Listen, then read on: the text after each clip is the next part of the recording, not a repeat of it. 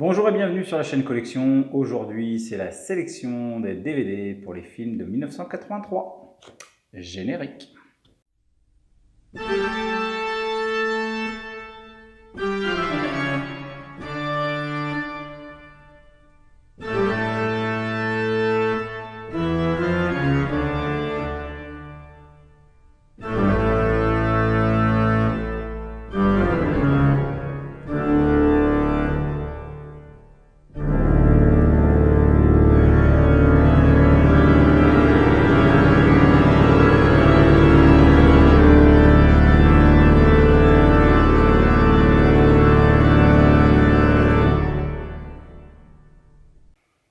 Et donc, en 1983, nous commençons par Le Retour du Jedi, troisième de la trilogie, la première trilogie, qui porte le numéro 6, tout le monde sait pourquoi, et qui va raconter l'histoire de Luke Skywalker, Jedi enfin aguerri, qui va aller chercher les noix à Palpatine. Alors bon, c'est pas forcément le meilleur de la série, on le sait. L'Empire contre-attaque était certainement un petit peu mieux, mais quand même, ça marche très bien, c'est très beau à voir. Ça a fait un gros succès commercial. Ensuite, Scarface, avec Al Pacino, un film de Brian De Palma, réalisateur très couru à l'époque, et un scénario d'Oliver Stone, permettez. Ce film est un remake d'un film d'Howard Hanks, qui racontait l'histoire de la mafia, notamment d'Al Capone. Ici, donc c'est un peu plus récent, même si nous sommes dans les années 80, ça raconte l'histoire de Tony Montana, un exilé cubain, qui va tenter de se faire sa place dans le milieu de la drogue, notamment de la cocaïne. C'est un film ultra violent, voire gore, il y a des scènes très très dures. Et la fin est quand même génialissime. C'est un film qui malgré tout est devenu un film culte à voir absolument. Ensuite, je vous présente Christine, un film de John Carpenter, tiré d'un roman de Stephen King, et qui raconte l'histoire d'une voiture qui est surnaturelle, malfaisante, qui a une vie autonome, mais qui est plutôt aidante vis-à-vis de la personne qui la possède. Et là, en l'occurrence, c'est un jeune adolescent, un peu malmené, on dirait harcelé aujourd'hui, qui va acheter cette voiture. De là va en découler toute une aventure. C'est quand même c'est pas de l'horreur, mais on n'en est pas loin. Très sympa à voir. Je vous le conseille.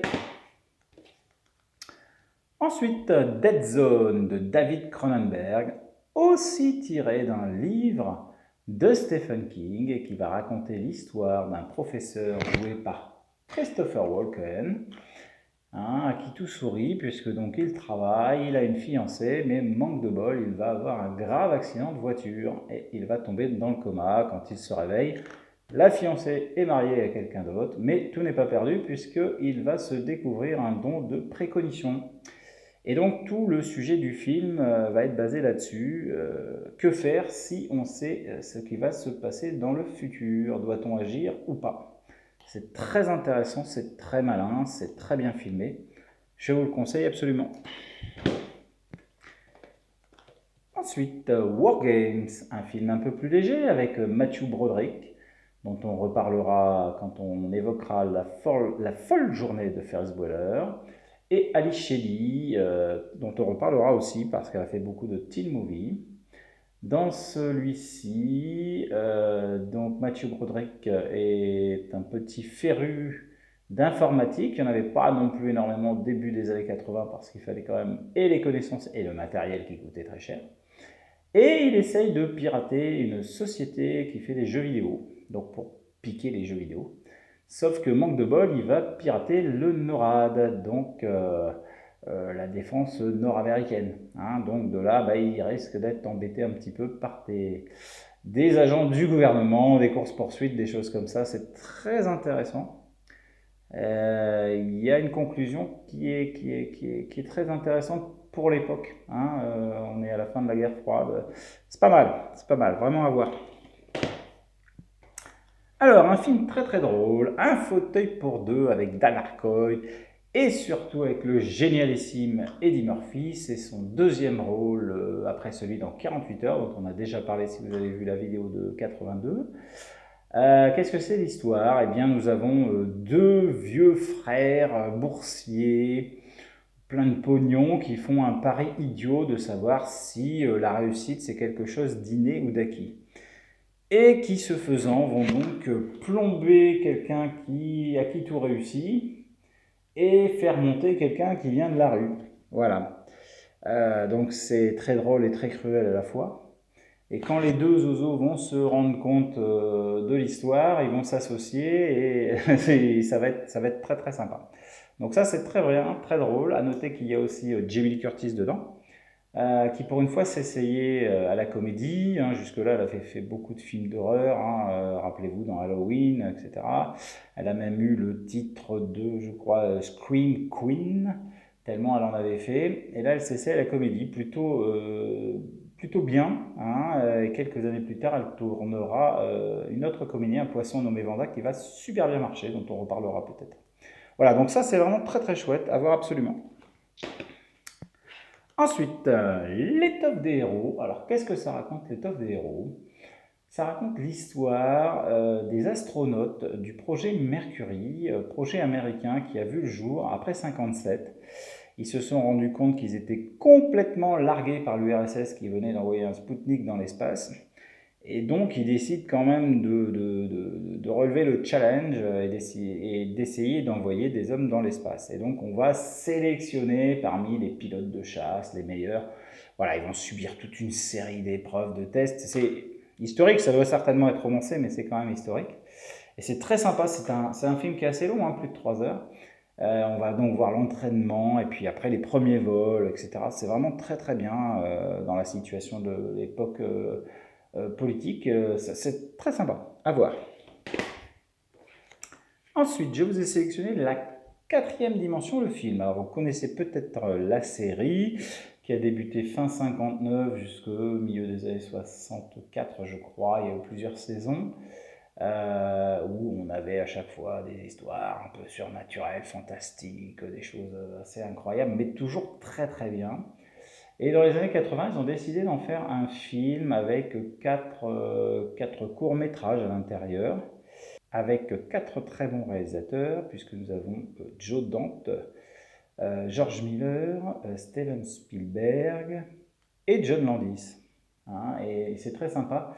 Moi, je me souviens notamment du dernier court-métrage qui se passe dans un avion. C'est un truc horrible. Ne regardez jamais ça avant de prendre l'avion, quoi. Vous allez halluciner. Hein. Non, non, c'est vraiment très sympa. Très sympa, c'est pas très connu. Je sais pas le succès ça a eu au cinéma. Moi, j'avais été le voir à l'époque. Hein. Bien sûr, j'allais voir à peu près tout, donc ça, je l'ai vu. Mais c'est très sympa.